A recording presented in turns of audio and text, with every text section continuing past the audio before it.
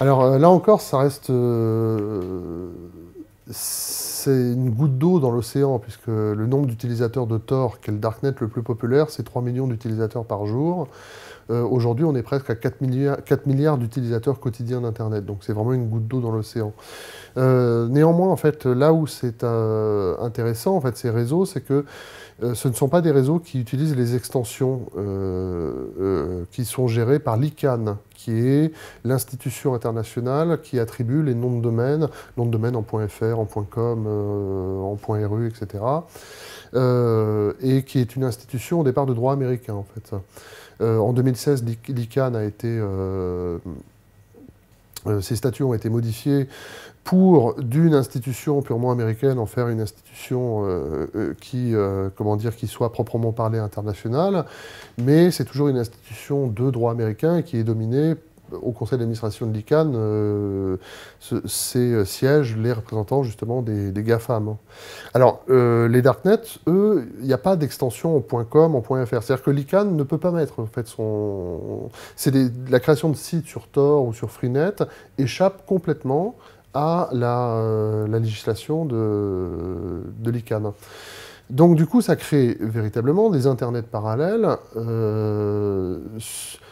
sur lesquels l'ICANN n'a pas le droit de regard, dans lesquels il est très difficile pour les autorités publiques, même si elles le peuvent et si elles le font, d'intervenir, et finalement, des internets parallèles où il n'y a pas cette domination, on ne ressent pas cette domination de Google, Facebook, même s'ils sont présents dessus. C'est-à-dire qu'il y a un Facebook sur Tor, par exemple. Il y a un Facebook avec une adresse en .oignon. Parce que Facebook a senti le vent tourner à un moment, et en 2016, ils se sont dit ça serait bien qu'on soit sur Tor aussi, notamment pour permettre aux internautes chinois, qui peuvent beaucoup plus difficilement accéder à Facebook en raison de l'existence du grand pare-feu chinois. Eux, ils vont sur Weibo ou sur QQ. Ça leur permet, en fait, Facebook s'est dit, grâce à Tor, on va pouvoir permettre aux internautes chinois d'accéder à Facebook sans se faire, en contournant le pare-feu chinois. Il y a... donc, ce sont des alternatives auxquelles s'intéressent les GAFA eux-mêmes.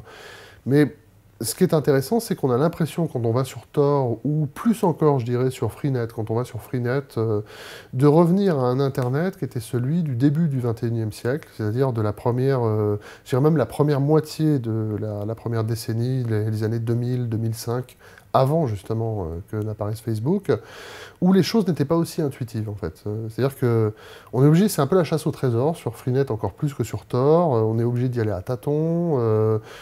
Faut pas cliquer quand même sur n'importe quoi, même si on exagère. Il y a plein d'histoires horribles qui circulent sur Internet et qui racontent les déboires de malheureux utilisateurs qui se font kidnapper et découper en morceaux comment dire, parce qu'ils ont cliqué sur le mauvais lien sur Tor. Bon, ça participe du côté fantasmagorique du truc, mais bon, il faut quand même faire un peu attention. Puis bon, surtout à la base, c'est pas très simple en fait au départ à manier. Il faut installer le navigateur Tor, ensuite il faut aller taper sur Google, chercher le répertoire, le hidden wiki pour trouver qui répertorie des différentes adresses valides en .oignon. Ces adresses, c'est des suites de 16 caractères en fait, alphanumériques, c'est des lettres et des chiffres qui ne sont pas exactement parlants. Donc sur ce répertoire, sur le hidden wiki, il y a souvent une description sommaire du site vers lequel telle adresse renvoie.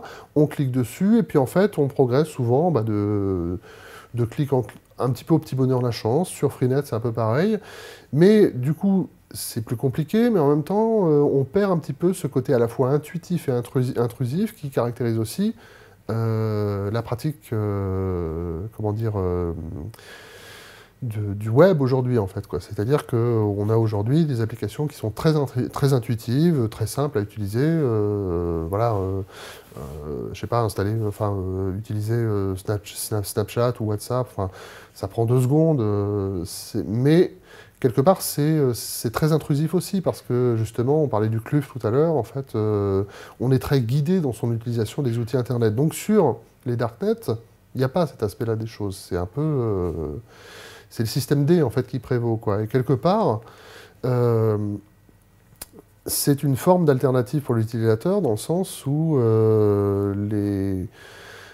Ça pousse les développeurs de sites sur Tor ou sur Freenet eh bien, à développer d'autres approches des utilisateurs, d'autres outils, en fait,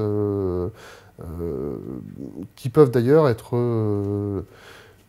intéresser ensuite, comment dire, les géants du numérique. Sur les darknets, c'est la loi du chaos, il n'y a pas de modération, en fait, quoi.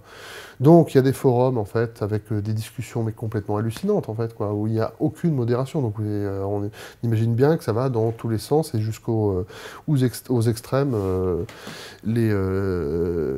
extrêmes les plus dingues. Mais en même temps, il y a aussi beaucoup de sites politiques